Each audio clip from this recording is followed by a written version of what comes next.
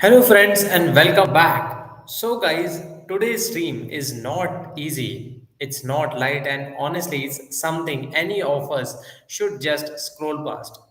Two National Guard soldiers in Washington, D.C. were shot by an Afghan national right near the White House. And right now, emotions are exploding across in the Capitol Hill, across social media, across every political tribe.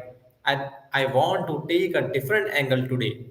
Not the usual screaming match, not the left versus right performance, not the knee jerk taking points. I want to talk about something deeper fear, trust, responsibility, and the real cracks in our system that moments like this expose. Because what happened wasn't just a crime story, it wasn't an immigration story, it touches the nerve of something Americans have been struggling with for the decades. What do we let in? Why? Who do we trust? And what happens when the system that's supposed to vet and protect fails? So, guys, let's take a breath and unpack this together. When I first read the headline Afghan National shoots two National Guard members in DC, my initial reaction wasn't political, it was very emotional. My mind went straight to those soldiers, their families, their friends who probably got that terrifying phone call, that moment of panic where the world stops and they are still in crucial condition. That alone should force all of us to pause before turning this into a political sport. But of course, politics jumped in immediately. Republicans exploded with outrage, and I understand why it's happening. Even if I don't fully agree with where some of them took it, Senator Turberville went straight to calling for a ban on all the Islamic immigrants. And that's correct. Others say deport them all. Some demanded the death penalty before the investigation even finished. Rick Scott blamed Biden's Afghanistan withdrawal. Bran Massett said Biden's team lied day to day. And honestly, you can feel the anger. You can feel the sense of betrayal that someone who had been brought into the US through a refugee program ended up committing something this violent. That's the emotional part. And emotions always explode when safety is breached. But here is my personal take the part that makes my stomach twist. If that we as a country do this same dance every time something horrific happens, we immediately go to the extremes, ban everyone, deport everyone. So stop all processing, zero nuance, zero distinction between someone who risked their life helping American troops in Afghanistan versus someone who slipped through poor waiting. We take the worst case and punish millions who had nothing to do with it. And I get why people jump there. Fear is a powerful fuel. When you hear Afghan national and shooting in the same sentence, it lights up the trauma of the withdrawal, the chaos at Kabul airport, the soldiers who died, the broken promises. America never fully processed that moment, and this shooting ripped open that wound again. But fear isn't the strategy, emotion isn't a policy. If we want to have an honest conversation about what happened, we have to acknowledge something uncomfortable. That is, the Afghan resettlement program was rushed, chaotic, and politically pressured. People warned about gaps in waiting. Agencies admitted later that thousands of identities couldn't be fully verified. And this suspect, Ramullah Lakanwal, reportedly worked with the CIA in Afghanistan, which makes the story even more complicated. He wasn't a random person, he wasn't smuggled in. He was the part of the group America had sworn to protect after 20 years of war. So the question becomes how does someone who helped us end up turning violent here? What failed? What broke inside him or around him? Was it a mental health? Was it a radicalization?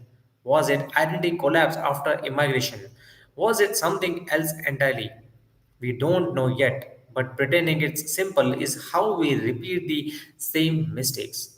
And then there is the political anger calling for blanket bans on Muslims, deportation of non citizens, even deneutralizing people.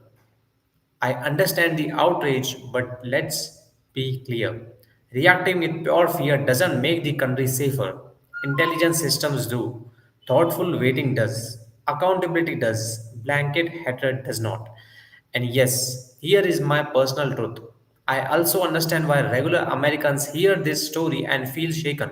Because when the government says we have waited these people and something like this happens, trust almost collapses. People feel lied to and people feel unprotected. And when trust collapses, extreme solutions sound reasonable. That's what terrifies me. Then that's the their part that barely being talked about. The pressure on the National Guard. These are the people who volunteer or step up when the country calls. Whether it's a disaster, a riot, deployment, or even just standing on a street corner protecting federal buildings. And now they are being shot on US soil, steps from the White House. It sends a message that chaos is no longer over there, it's right here. And as expected, Secretary Hicks said is deploying 500 more guard troops to DC again. Months after Trump declared DC a crime free zone, it shows the reality. Security is not a one time announcement, it's a never ending responsibility. So, guys, the one thing nobody wants to say loud, America doesn't have an immigration problem. America has a trust problem. We don't trust the government to wait properly. We don't trust each other across the political lines. We don't trust that refugees who they say they are. We don't trust that those in power tell us the full truth. And without the trust, every tragedy turns into a war crime. And here is the hardest part. We are stuck between compassion and protection, and we keep choosing one at the expense of the other. Real leadership means choosing both smart waiting, human policy, zero tolerance for traits, but not blanket hatred, not fear based governance, not demonizing entire communities. This shooting was evil, it was senseless, it was preventable. And while the politicians scream online, two soldiers are fighting for their lives. Their families don't need memes or talking points, they need answers. They need accountability. They need the reassurance that the cracks in the system that allowed this will be sealed, not politicized, not exploited, not used to score the points. And honestly, every American deserves that reassurance too. So that's where I land on this today. I know this topic hits differently for everyone, and that's okay. This isn't about choosing the sides. And this is about being honest and being human, refusing to let one noise drown in noise instead of through the real accountability. So, guys, if you stayed me through this whole discussion, thank you. Share your thoughts in the chat. And this is a tough moment for the country, and we need the conversation, not chaos. I will see you guys in the next live stream, and let me know your thoughts in the comments. What do you think about this incident?